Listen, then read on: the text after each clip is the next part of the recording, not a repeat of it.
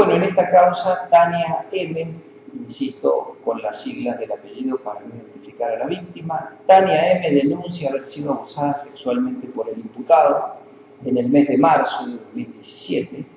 Las circunstancias, de modo, tiempo y lugar en que este delito habría tenido lugar fueron consignadas por el Ministerio Público en el requerimiento de citación a juicio de hoja 118-120 vuelta, y son las siguientes, lo que se consigna en la pieza acusatoria. Estando Tania en la parada de colectivos, 13 horas, ubicada en calle Antonio Panza del distrito Las Catitas, departamento de Santa Rosa, se le acercó el señor Tomás Aguilera y le pidió a la denunciante que lo acompañara a la casa de su hermano. La denunciante aceptó.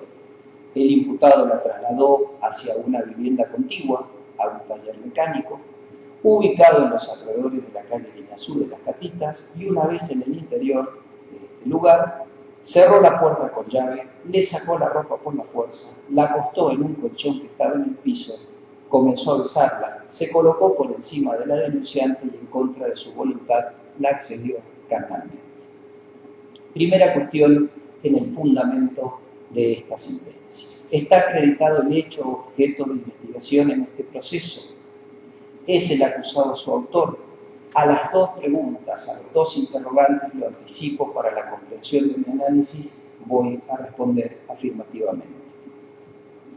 En torno al hecho descrito, las partes han tenido coincidencias en algunos tramos y en otros han asumido posiciones muy diferenciadas.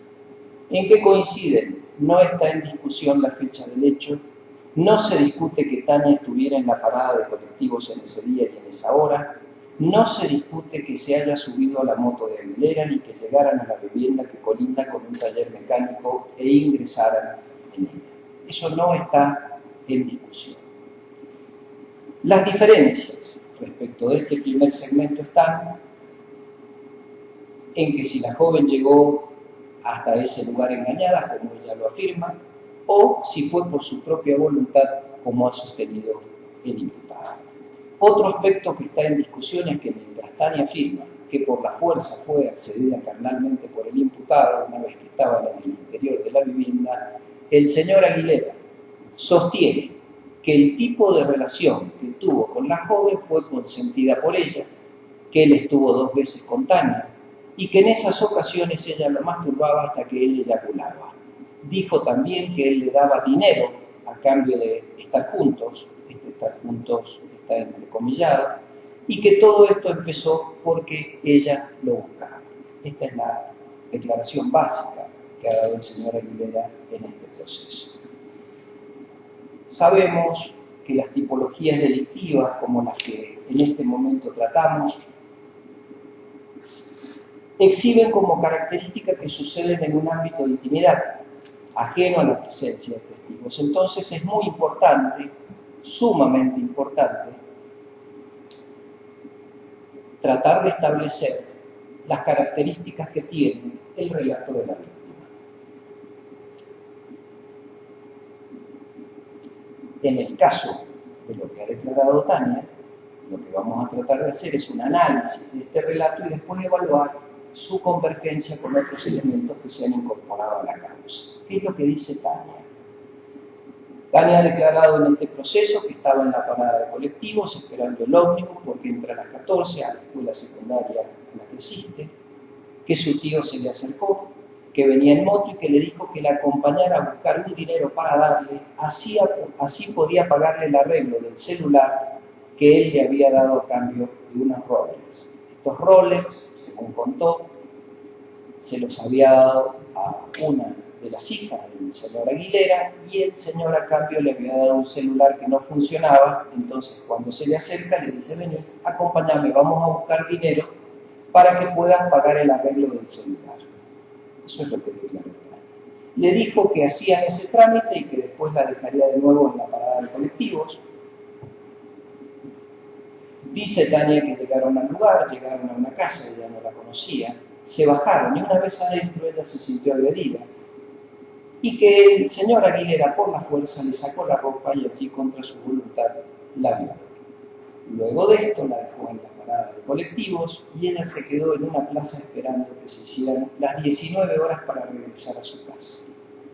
Tania ubica este hecho, esto me parece importante consignarlo, en el mes de marzo, porque cuando este hecho ocurrió, dijo Tania, ella todavía no cumplía los 18 años de edad. Ella cumple años el 2 de abril. Es decir, esto ocurrió cuando Tania tenía 17 años de edad. ¿Desde qué lugar me parece, en el contexto y en el concierto de las pruebas que se han ofrecido, que se han producido, desde qué lugar me parece que es posible y necesario analizar el relato? En primer lugar, tomo el examen psíquico que se le practica a Tania a Fojas 95, porque si bien es un examen psíquico que habla y tiene aspectos clínicos, contiene distintos elementos que hacen a este relato. Por eso tomo este elemento de prueba en primer lugar. Características de su narración. Por supuesto que lo estoy transcribiendo, más que de hacer una transcripción literal, estoy seleccionando algunos de los puntos. Las características de la narración de este relato: es un discurso fluido, comprensible, tiene estructura lógica, producción estructurada, es coherente, comunica la situación que ha vivido con ansiedad, con pena y con llanto, aporta detalles referidos a la localización del lugar, a la fecha, a la hora en que ocurrió el suceso, describe interacciones, reproduce amenazas proferidas por el agresor, afectos, hay un alto grado de congruencia entre el contenido de lo expuesto y los afectos que ella exterioriza, se muestra deprimida, avergonzada, con temor de volver a encontrarse con el agresor. En lo que es la parte clínica, estos ítems los he ido separando yo a los fines de clarificar mi exposición. En la parte clínica, digo, se menciona sin trastornos sensoperceptivos, sin ideas patológicas, baja autoestima, recuerda con frecuencia el suceso, a veces en forma inoportuna y con angustia. Y se detecta una sintomatología que es compatible con trastorno por estrés postraumático. ¿Cuál es la conclusión de este examen psíquico? Que la narración de Tania presenta indicadores de veracidad. El segundo aspecto que me interesa destacar en este fundamento es poner en valor lo que significa una pericia psicológica en casos como el presente y lo que dice la jurisprudencia acerca de cuál es el aporte de una pericia psicológica a un proceso penal. Nosotros sabemos, por supuesto, que por el artículo 206, sana crítica racional, la fundamentación tiene que ser lógica, de acuerdo a la experiencia común, y que esté de acuerdo con la psicología. Por eso me parece importante enfatizar el aporte de las pericias psicológicas al proceso penal. Fallo del Superior Tribunal de Córdoba. Este dictamen resulta fundamental, pues como reiteradamente ha dicho la Sala, la psicología ofrece un inestimable aporte en tanto explica los mecanismos e interacciones inherentes a la psique del niño que subyacen en esta peculiaridad arriba referida y constatada por la experiencia común. Más adelante dice, las experiencias psicológicas ofician casi a modo de intérpretes del relato del niña, cuando se agregan al proceso, no es posible separarlas de aquel por su capacidad explicativa de los defectos u omisiones que puedan encontrarse en la narración del niño o niña. Tribunal Superior de Córdoba, Sala Penal, año 2013, se encuentra publicado la ley online AR-JUR 55.030/2013. El aporte de la psicología, el aporte de la pericia psicológica al proceso penal en casos como este es de valor inestimable. Vamos a ver entonces, precedido por este análisis, cómo surge o cómo resulta la pericia psicológica que se le practica a Tania el 23 de agosto de 2017.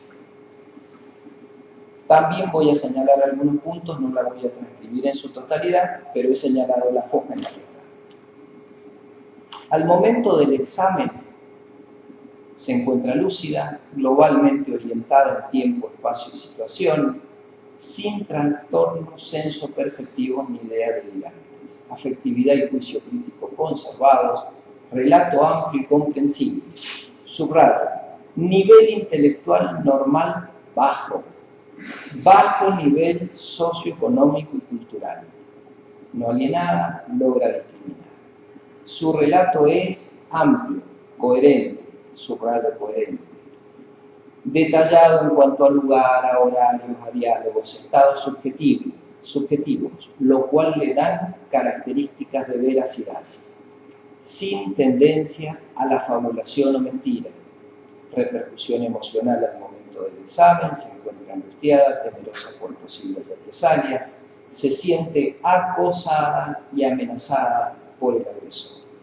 Sufre pesadillas, recuerdos intrusivos, miedo, asco, rechazo, inquietud ante la presencia del supuesto agresor. Ambivalencia a su tío, lo ama y lo rechaza, lo tiene introyectado como figura familiar.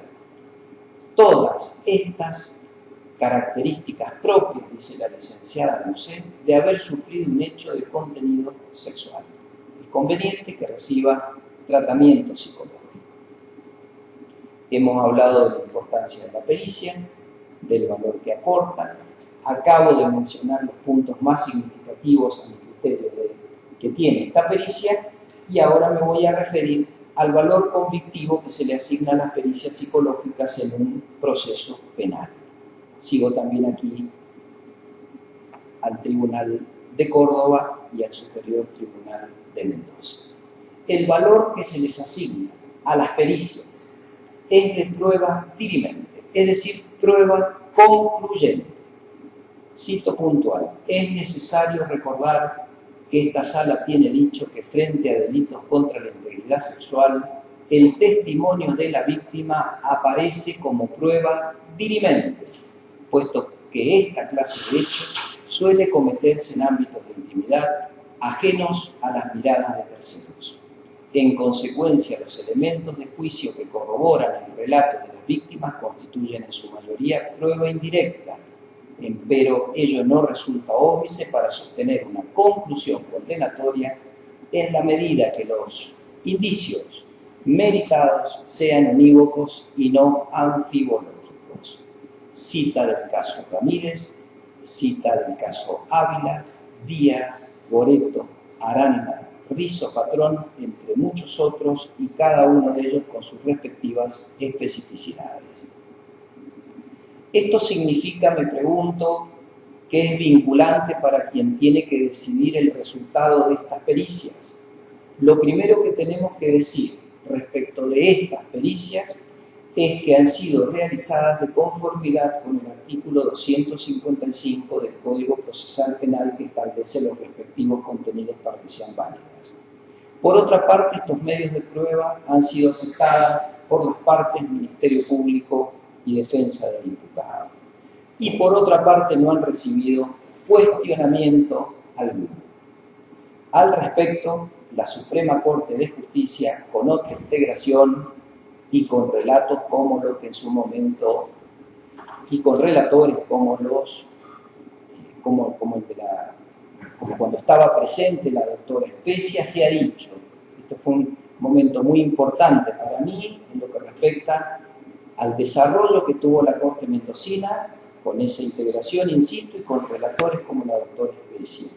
Se ha dicho en distintos fallos, comillas, con respecto a la valoración de las pruebas periciales, el juez tiene el poder, deber de practicar sobre el informe de los expertos una atenta labor crítica, y si bien no está obligado con el resultado de la pericia, para separarse de la misma deberá expresar explícita y razonadamente los fundamentos de tal apartamiento. Ello es así como consecuencia directa del principio de la debida fundamentación de toda resolución judicial. El disenso con el dictamen técnico no puede ser antojadizo y arbitrario. Más adelante dice, el magistrado no puede omitir una pericia o puntos esenciales de ella, apoyándose en su íntimo parecer y modo de apreciar la cuestión, sino que debe fundar su discrepancia en pautas y conceptos científicos o técnicos relativos a la misma materia sobre la que se expidió el experto. No sería coherente que el juez recurra al auxilio de un perito debido a sus falencias de conocimiento, además del principio de necesidad de la prueba, y luego arbitrariamente se aparte del dictamen sin razones técnicas, basándose solo en su particular y profano parecer sobre cuestiones que desconoce. Fallos: González Dardo, Miranda Rodríguez, Marinosi Alberto. Las especificaciones de cada uno de estos fallos están individualizados y, como digo, corresponden a otra integración y con relatores como la doctora Iglesia. Y fue un derrotero en nuestra corte que me parece que sería muy interesante que se retomara. Conclusiones de este primer análisis focalizado en el relato de Tania. El examen psíquico concluyó que la narración de Tania presenta indicadores de veracidad. El examen psicológico concluyó, previo a establecer que no hay en Tania tendencia a la fabulación o mentira, que su relato tiene características de veracidad y que ella exhibe características propias de haber sufrido un hecho de contenido sexual.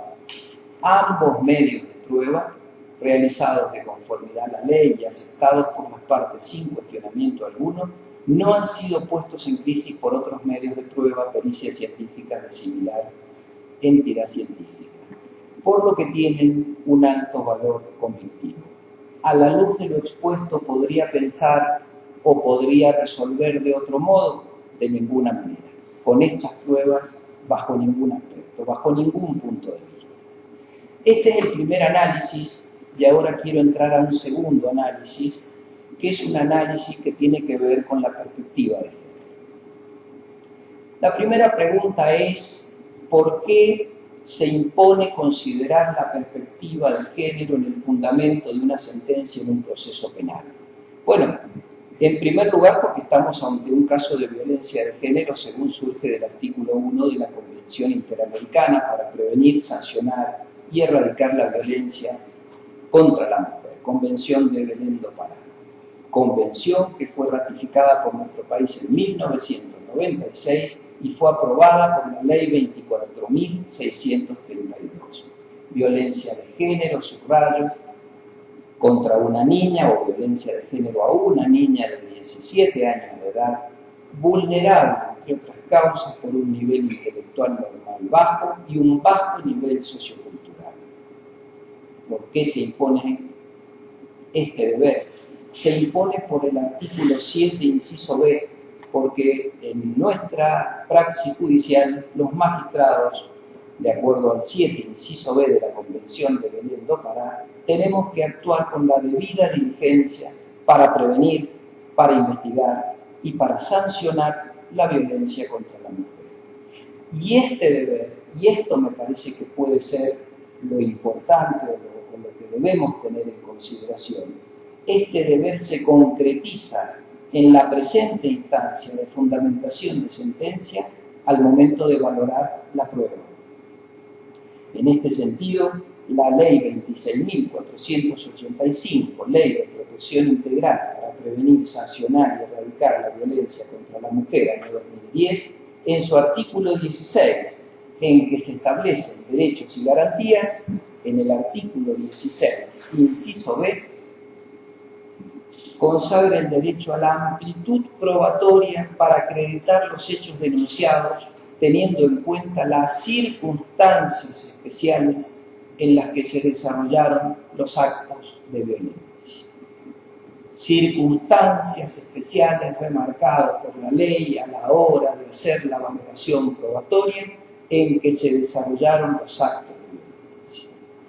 Y lo propio, y en esta línea de pensamiento tenemos el fallo Luque Ruarte de la Suprema Corte de Justicia de Mendoza, que dice, cito uno de sus párrafos, por supuesto, lo que impone la presencia de un supuesto de violencia contra las mujeres es el particular modo de valoración de cada uno de los elementos probatorios incorporados a la causa, de manera tal que un mismo indicio puede tener distinto valor en función de si se trata de un caso genérico o de un caso de violencia de género.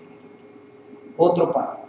Un temperamento que no integre la perspectiva de género a la valoración de los elementos de convicción, cuando se encuentra frente a un supuesto de violencia contra mujeres, deja de lado la garantía constitucional de igualdad que se traduce en darle un trato diferenciado a quien se encuentre en una situación desigual o de desventaja social. ¿Qué debemos tener en cuenta cuando analizamos los hechos desde una perspectiva de género? Debemos incorporar a nuestro análisis una categoría analítica, la relación desigual de poder. Esto está expresamente consagrado en el artículo 4 de la Ley 26.485. Se entiende por violencia contra las mujeres toda conducta, acción o omisión que de manera directa o indirecta, tanto en el ámbito público como en el privado, basado en una relación desigual de poder, afecte su vida, su libertad, su dignidad. Lo que nos aporta a la hora de hacer la valoración y la lectura de la prueba esta categoría de análisis es que podemos reconstruir otros sentidos de la problemática en análisis, otros sentidos completamente distintos de los que nos suministran aquellos basados en un pensamiento lineal. Dicho de otra manera, dicho de otra forma, incorporar esta categoría analítica es entrar en el campo del pensamiento complejo. Veamos ahora, en esta categoría analítica, relación desigual de poder, veamos algunos aspectos. El primer aspecto que quiero enfatizar es el vínculo entre imputado y víctima. Se dijo en las audiencias y se dijo en los respectivos alegatos que el señor Aguilera es tío de la víctima. El señor está casado con la hermana de la madre de Tania. Pero no se ha dicho que estamos ante un abuso intrafamiliar. Y esto tiene, me parece que esto hay que enfatizarlo. Estamos en un abuso intrafamiliar porque esto marca un contexto, y estamos en el contexto de una familia cuya norma era juntarse una vez por semana a almorzar, el señor Aguilera y su familia, los padres de Tania, en la casa de los padres de las dos hermanas. ¿Cuál es el primer dato de interés? El primer dato de interés es que al enfatizar este vínculo aparece un elemento que es la relación de confianza que existía entre víctima y agresor. Escribe al respecto Martínez Casas en su libro Ofensores Sexuales. Dentro de la delincuencia sexual resulta importante analizar las relaciones previas entre la víctima y el ofensor sexual. Los estudios, sobre todo los que se produjeron a partir de los años 70, revelaron que el 80% de los ofensores sexuales son personas que la víctima conocía y confiaba. Es decir, que entre ofensor y víctima existe una relación basada en la confianza, sea por la posición de aquel frente a esta, o sea por la seducción del ofensor a la víctima que crea ese estado de confianza. En el mismo sentido, Herb señala, la mayoría de los abusos sexuales a menores ocurre con alguien que ha establecido una relación con el niño o niña. Autor citado, obra citada, página 114, ediciones Alberoni, 2007. ¿Qué explica este análisis que tiene que ver con este vínculo, con las características de este abuso, con la relación de confianza? Lo primero que nos explica es la facilidad con que fue engañada Tania por Aguilera y la ingenuidad que tuvo para ingresar ella sola con él a una casa desconocida y deshabitada. Cuando el señor Aguilera afirma que fue por su voluntad, que la busca en la parada de colectivo y que la lleva a este lugar, esta versión se pone en crisis cuando lo analizamos desde otra perspectiva. porque cuando le dice vení, acompáñame, te voy a dar el dinero para que puedas arreglar tu celular, se lo está diciendo a alguien que tiene plena confianza en su palabra, tiene plena confianza en su tío. Un tío que se ha dicho reiteradamente en esta sala de audiencia y se ha puesto enfáticamente de manifiesto por el Ministerio Público era el tío preferido. Ya no es, entonces por eso digo que este aspecto, cuando se enfatiza, pone en crisis la versión más lineal. Vino porque quería venir, vino porque le gustaba, vino porque consentía. No hay ningún elemento para pensar desde esta otra perspectiva, que es el dicho que ha expuesto el señor imputado. Otro elemento para otro rasgo, otro aspecto que tiene que ver con esta relación desigual de poder, que me parece importante enfatizar. Cito, el criterio básico para establecer una relación de abuso es la asimetría de poder, la cual nos lleva a las connotaciones de asimetría de edad, asimetría anatómica, asimetría en el desarrollo, asimetría para las habilidades sociales. Por esto, ante tales diferencias significativas, no se garantiza una verdadera libertad de decisión. Esta asimetría representa en sí misma coerción. Esta asimetría representa en sí misma coerción. Sandra Rochelle Cabo, Revictimización y Justicia, Libro de Acceso a la Justicia, la Ley, página 419. El señor Aguilera, al momento del hecho, tenía 36 años de edad. Es una persona robusta, con fuerza física me refiero, debe medir entre 1,75 m y 1,80 m estimativamente, y tiene un kilaje de 85-90 kilos. Tiene experiencia de vida, tuvo recursos para lograr sus fines. Recursos internos como la manipulación psicológica a la que fue sometiendo a Tania a fin de conseguir su finalidad. No engaño, lo he dicho ya, lo reitero, era su tío preferido. No en vano ese tío preferido aparece traducido en una pericia psicológica como la ambivalencia que se le detectó al hacerle la pericia psicológica. Y contaba al momento de los hechos con recursos externos. Ya tenía todo planeado. A qué lugar la iba a llevar. Él sabía que es un lugar en el que podía actuar sin ser visto por nadie. Y es un lugar en el que la joven estaba absolutamente desprovista de cualquier ayuda que quisiera pedir. A tal punto, esta joven estaba desprovista de ayuda que inclusive dependió de él para que volviera a llevarla a la parada y se tuvo que quedar en la plaza de este lugar esperando a las 7 de la tarde que pasara el colectivo. Asimetría de poder. Una persona con estas características físicas, de edad, de recursos internos, de recursos externos, que tiene o tenía en ese momento todo planeado, y del otro lado tenemos una niña de 17 años con baja autoestima, con un nivel intelectual normal bajo y con bajo nivel sociocultural, es decir, con casi o ningún recurso para poder afrontar esta otra fuerza del otro lugar. La simetría de fuerzas, lo dice Rochelle Cabo, y lo reiteramos aquí, la simetría de fuerzas, la simetría de potencialidades y recursos representa en sí misma una coerción, una forma de violencia. ¿Cuál es el dato de interés que podemos extraer de este otro rasgo de la relación desigual de poder? Podemos hablar de posición de preeminencia del agresor respecto de la víctima, y esto explica varias cosas. Esto explica la paralización de la víctima cuando fue abusada. Esto explica el silencio en que de hecho quedó.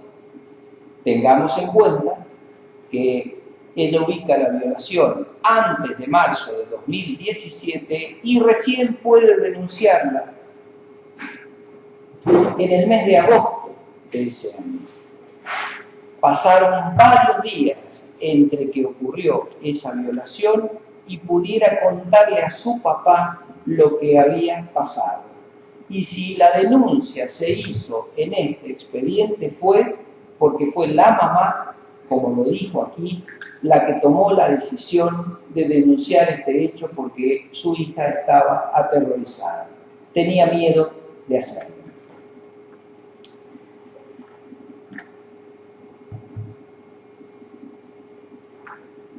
Esta apelación de la niña a su padre, esta apelación de la niña a su madre, el hecho de que cuando le dijo a su padre, para evitar que el señor Aguilera la llamara, le dijo que se fuera a la casa de una amiga, Verónica Díaz. Y de hecho, cuando estaba con la amiga, la llamó, salieron con la amiga a caminar y la amiga declaró en esta sala de audiencia que le dijo: este es mi tío, el que está dando vueltas, que estaba dando vueltas en una moto, es decir, un sistema de acoso permanente. Lo que quiero enfatizar es, si esta niña no apelaba a estas otras personas, por sí sola no podría haber sorteado el encierro, metafóricamente hablando, al que la había sometido el señor Aguilera. El estado de preeminencia, para ser claro, se manifiesta en el encierro que el agresor, en que el agresor circunscribe a la víctima, y si esta víctima no acudía a estos adultos que operaron como adultos protectores, no solamente no se hacía la denuncia, sino que no podía llegar a estar sola, y fueron los que le dieron las primeras coberturas. Veamos el acoso, que es otra de las formas de violencia que aparece desplegando el imputado sobre Tania. Es la tercera forma de violencia. Si nosotros analizamos las violencias, podemos decir gráficamente, por supuesto, esto se va dando de una manera dinámica. La idea es tratar de traducir una idea lo más gráfica posible, pero haciendo esta salvedad, acá concurren, según observo, tres formas de violencia. En un primer momento operó la seducción, le decía cosas, la pellizcaba, en las reuniones familiares donde domingo a domingo se iban viendo. Aparece este tema del teléfono: vos le das el rol a mi hija, yo te doy este teléfono, después te doy la plata para arreglarlo. Seducción. La seducción en este contexto y en este campo de análisis es violencia. El diccionario dice: seducir es engañar con arte y maña, embargar y cautivar el ánimo. En este contexto, repito, seducir es sinónimo de violencia. En este contexto, seducir podría ser sinónimo de encantar, y de ahí a colonizar hay un paso muy fino. Y vaya si esto fue efectivo, ya hablé del tío preferido, ya me refería a la ambivalencia. La segunda violencia que sufre Tania es la violencia de la fuerza física. Pero atención, violencia de la fuerza física con todo el sufrimiento psíquico que puede conllevar la fuerza física en una circunstancia como la que ha descrito Tania, que se puso en acto, por supuesto, cuando la violó. Y la tercera fuerza fue el acoso al que lo sometió. Tenemos el testimonio de su madre: en el mismo día que iban a hacer la denuncia no cesaba de sonar el teléfono, y ella atendió y le reconoció la voz al señor Aguilera.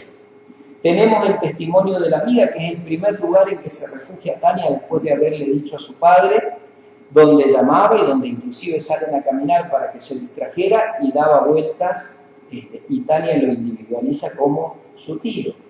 Es decir, que esto nos da otro elemento más, que es el estado de sometimiento en que estaba Tania.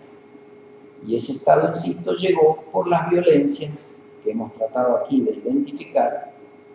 Y el análisis de estas violencias, el análisis de este estado de sometimiento, nos permite hacer una lectura diferenciada. Si nosotros pensamos con un pensamiento lineal, esto que se ha aportado por la defensa del imputado, que son capturas de pantallas, de WhatsApp, que se enviaban con posterioridad a la violación, Si esto lo leemos con un pensamiento lineal, aparece ella diciendo, está cortada la hoja, pero hasta donde se puede leer dice, no quiero más nada, quiero que estemos bien porque te quiero muchísimo. Te miro y me das miedo, ya no sé qué pensar. Entendeme, por favor, me tenés que entender. ¿Miedo de qué?, le contesta el señor Aguilera. Le voy a decir a la mami que me debe al psicólogo. Se pierde otra parte del diálogo. Ella dice, en la mañana puedo faltar a la tarde. Puedo faltar, a la tarde no, porque me van a dejar libre, no tengo puntos. No quiero ir a esa casa, me siento tan mal pensar en esa casa.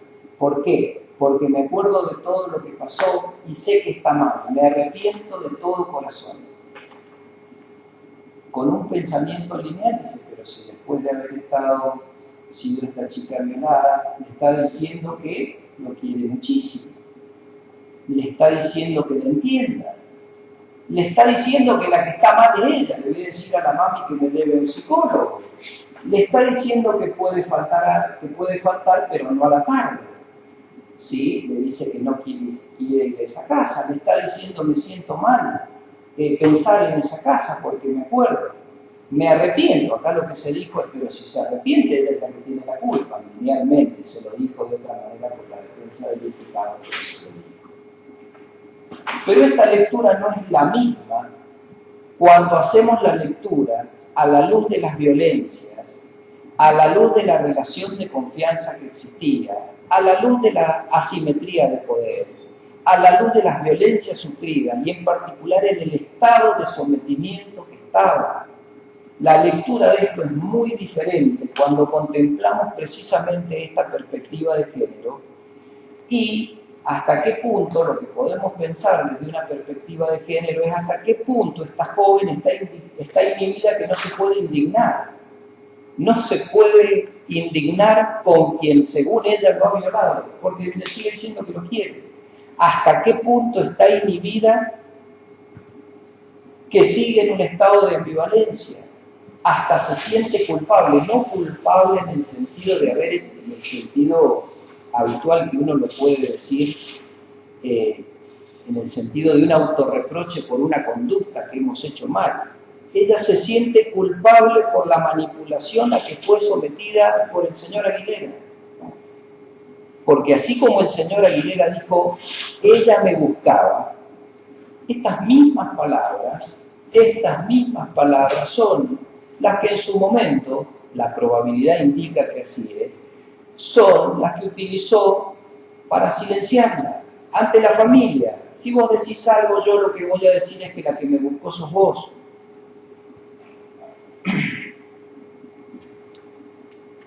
Dice Analía Castañer Poblete, psicóloga mendocina que desde hace muchos años está radicada en México. Es difícil que un niño víctima llegue a comprender, niño o niña por supuesto, llegue a comprender que el responsable de los hechos es el adulto que comete el delito. Por lo general tienden a culpar, a sentirse implicados o cómplices. El niño víctima tiene la disposición a concluir que su propia persona y sus propias conductas son negativas y en cambio la acción del adulto simplemente por ser adulto es la aceptable. Analía Castañer Poblete la denuncia como elemento terapéutico para el delito, Oficina de la Defensoría de los Derechos de la Infancia. Estado de sometimiento, asimetría de poder, descalificaciones, violencias sufridas, inoculación de culpa, ambivalencia explicada. No se puede explicar, es inaceptable, a mi criterio al menos, explicar esto desde el pensamiento lineal. Vuelvo a Luque Ruarte. Este tipo de violencia, se refiere a las violencias sexuales, genera en la personalidad de la mujer reacciones durante la agresión y aún después de esta, que desde el prisma de situaciones cotidianas muchas veces no resultan entendibles. Es por ello que la víctima puede parecer dubitativa, a veces complaciente, insegura, incoherente, con disociación, en el sentido de que puede mostrarse desinteresada o poco impactada por el evento, con llanto incontenible, ambigüedad o confusión al contestar las preguntas, generando muchas veces la percepción de que es ella la que tiene problemas de personalidad. Le voy a decir a la mami que me lleve al psicólogo, dice acá. Generando muchas veces, sigo por Duarte, generando muchas veces la percepción de que es ella la que tiene problemas de personalidad y que es la responsable por haberse puesto en esa situación de riesgo. En definitiva, la confianza de la víctima al agresor, el estado de preeminencia del ofensor sobre la víctima, el estado de sometimiento en que estaba por obra de las violencias que implementó, son todos ellos datos que surgen de un análisis con perspectiva de género y vienen a dar cuenta de la anulación de la capacidad de autodeterminación de esta joven de 17 años de edad. Desde mi perspectiva, que es la que acabo de tratar de fundamentar, bajo ningún aspecto podría hablarse aquí, como se ha hecho, de consentimiento. Como ha hecho la defensa, no así el Ministerio Público. Entiéndase bien. Primera cuestión resuelta o fundamentada, paso a la segunda cuestión, que es la calificación legal y la sanción aplicable. Estamos ante un abuso con acceso carnal, está previsto en el artículo 119, párrafo tercero, en función con el primer párrafo. Como se sabe, este es un tipo objetivo, en esto coincido con el análisis que ha hecho el doctor Rosas. En el tipo objetivo, el núcleo del tipo es el acceso. Por acceso carnal se entiende la penetración del órgano masculino en el cuerpo de la víctima con el propósito de practicar el coito, siendo indiferente que la penetración sea total o parcial, que se produzca o no defloración, que se llegue o no a la eyaculación. Dona, delitos contra la integridad sexual, páginas 55 y siguientes, de Editorial Rubensal y Colosal. Este acceso carnal fue consumado. Es cierto que no hubo pericia médica, pero no es menos cierto que tenemos el relato de la víctima, por cierto, y al tener el relato por cierto, por veraz, por creíble, damos por sentado que el acceso carnal se produjo. El tipo subjetivo se requiere para este delito la existencia de dolo directo. El señor Aguilera sabía lo que hacía y quiso hacerlo del modo que lo hizo. En otras palabras, la estrategia que puso en marcha este señor para cumplir con su finalidad denota que actuó con conocimiento y voluntad. Por lo tanto, cumplimentó la fórmula legal que no exige motivación, no exige ánimo ni tendencia especial en el autor para tener por consumado el delito de abuso. En definitiva, estamos ante un delito consumado. En cuanto a la sanción, he entendido justo el pedido que ha realizado el señor fiscal de Cámara de imponerle 8 años de prisión. Estamos ante una escala cuyo mínimo es 6. Y si bien el señor fiscal no se ha quejado demasiado de ese mínimo, sí es cierto que en razón de la naturaleza de la acción, una de las pautas que consideramos conforme al artículo 41, una de las pautas tenidas en cuenta para este incremento es la actuación engañosa que tuvo con la víctima y el modo denigrante para ella en que la sometió a sus propósitos. La extensión del daño es otro ítem que entiendo debe incrementar este mínimo, el impacto negativo, lesivo, que la actuación de este señor adulto con una joven de 17 años fue relevado por las pericias, destacándose depresión, vergüenza, angustia por lo acontecido, temor de volverse a encontrar con el agresor, temor por posibles represalias, sensación de acoso y amenaza. Sintomatología, lo reitero, con trastornos por estrés postraumático. Cabe tener presente que el agente productor para la víctima de este síndrome tiene que ser marcadamente angustiante, dice el doctor Enrique Marianetti. Por lo general, se experimenta con intenso miedo, terror y sensación de desesperanza. Los síntomas característicos suponen la reexperimentación del acontecimiento traumático, la evitación de los estímulos asociados con él. Daño psíquico, páginas 282, 283. Hago esta cita porque se habla, insisto, de sintomatología compatible con trastornos de estrés postraumático. Una sintomatología, también lo vuelvo a insistir, de un hecho que ocurre antes de marzo y que recién es peritado en octubre. Y aún así se encuentran síntomas compatibles con trastornos de estrés postraumático.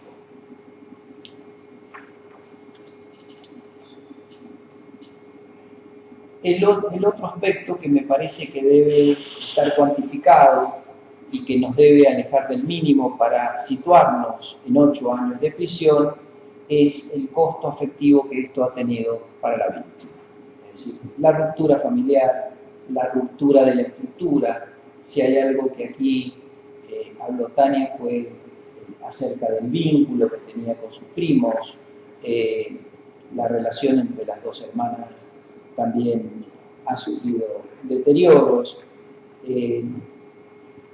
y estamos ante un hecho que yo diría cuasi incestuoso,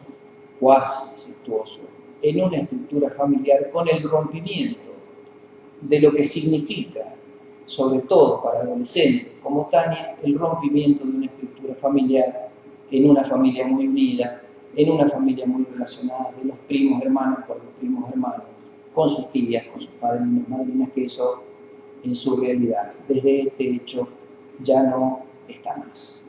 Con esta argumentación entonces, concluyo el fundamento de esta sentencia. El señor imputado y por supuesto las partes quedan notificados. Muchas gracias por el tiempo.